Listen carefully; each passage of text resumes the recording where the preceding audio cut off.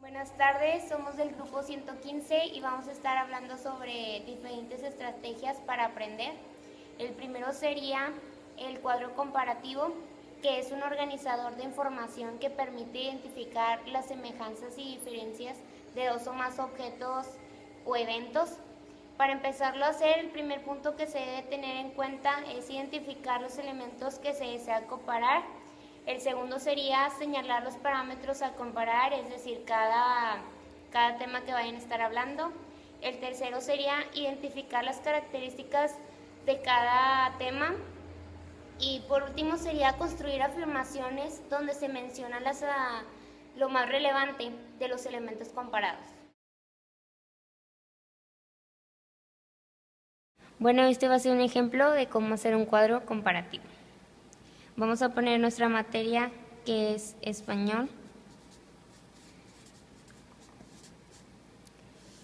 contra matemáticas. Primero que nada tienes que identificar los elementos que se desea comparar. Aquí son español y matemáticas.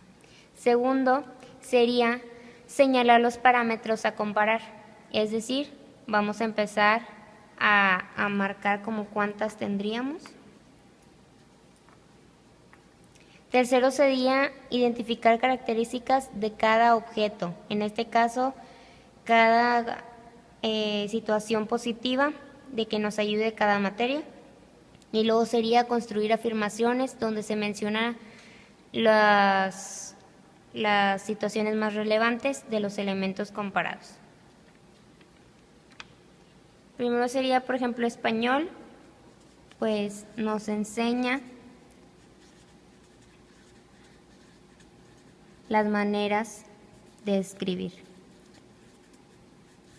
Otro punto importante sería que nos enseña ciertas reglas de cómo, por ejemplo, pronunciación.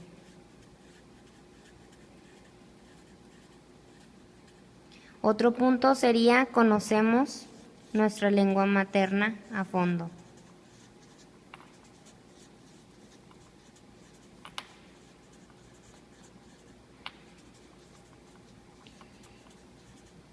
Un punto importante de matemáticas sería que se adquieren conocimientos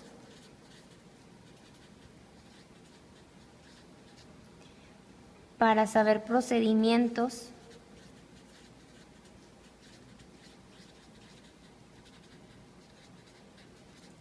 Un claro ejemplo sería como la resta, como la división, como la raíz cuadrada,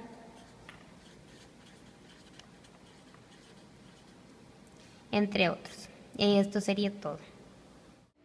Después sería el cuadro sinóptico, que es un esquema que muestra la estructura global del tema, teoría o ideas estudiadas, y sirve para organizar conocimientos de manera sencilla y lógica.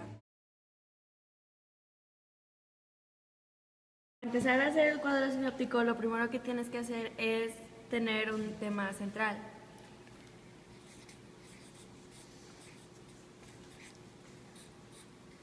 Después de tener el tema central, tienes que abrirlo en una llave y poner los subtemas.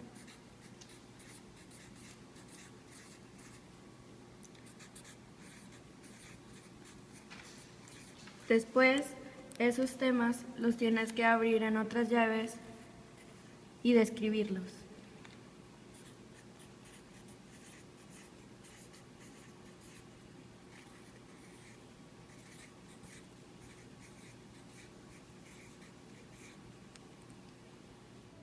Está el mapa mental, que es un método muy eficaz para extraer y memorizar información.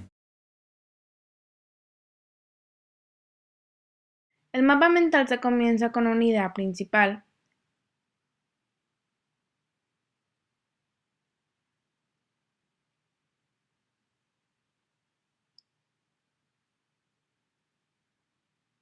Después de ahí siguen las ramas, lo cual va a ir a dirigirse a los subtemas o también puede tener ahí las palabras clave, que por lo general se usa eso.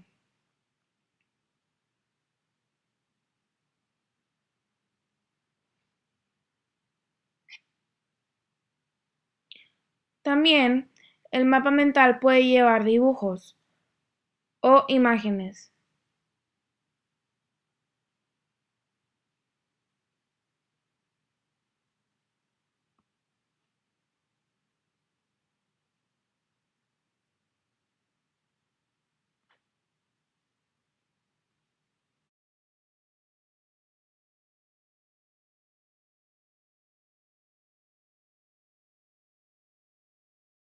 El mapa conceptual, que es una herramienta que posibilita organizar y representar de manera gráfica mediante un esquema del conocimiento y se dedica a resumir los contenidos más relevantes de un documento. Para hacer un mapa conceptual previamente tienes que haber leído un texto y subrayar las ideas principales. Después seleccionar un número pequeño de conceptos o ideas y luego los conceptos se encierran en un recuadro o en una elipse para verlos mejor. Después se van colocando los conceptos por orden. Por ejemplo, es la contaminación del aire.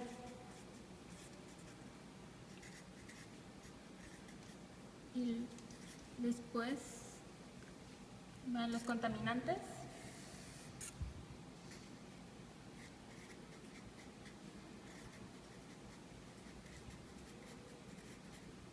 Y las medidas de control.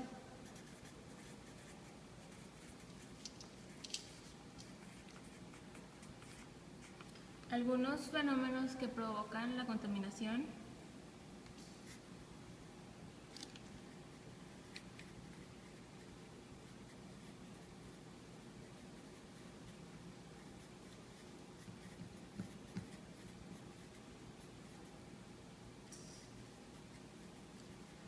son el efecto invernadero,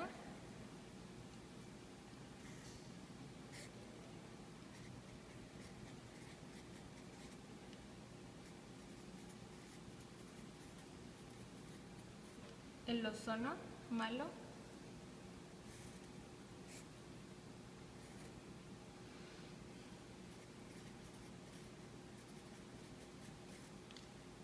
y la lluvia ácida.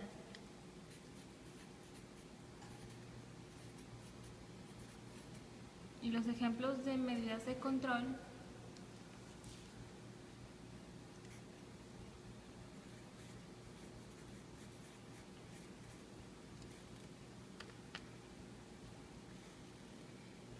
son la verificación vehicular,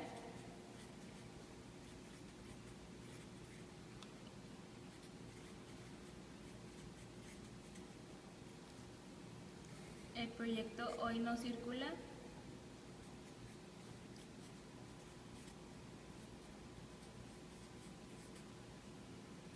y las normas ambientales.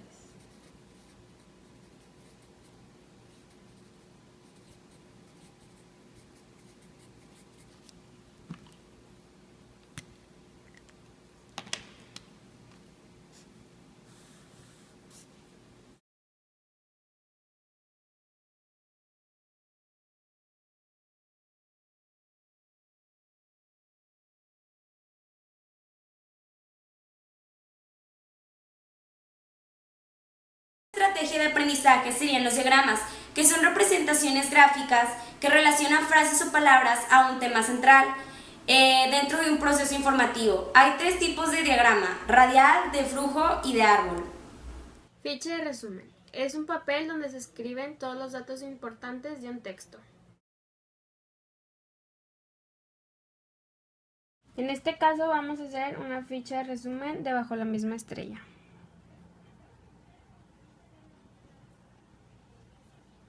Primero vamos a poner el título del libro. Después vamos a empezar el resumen.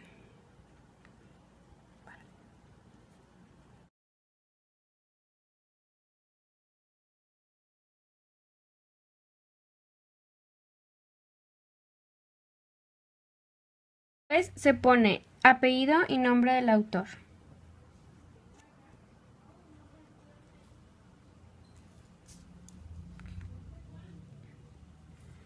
Después el año de edición del libro, título que en este caso ya lo pusimos, y el número de edición del libro.